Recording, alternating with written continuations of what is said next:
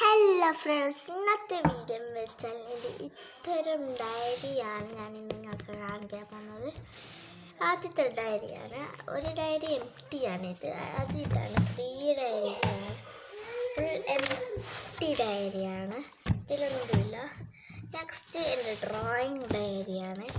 ഇതാണ് എൻ്റെ drawing diary. ഇതൊക്കെ നല്ല പാങ്ങുണ്ട്.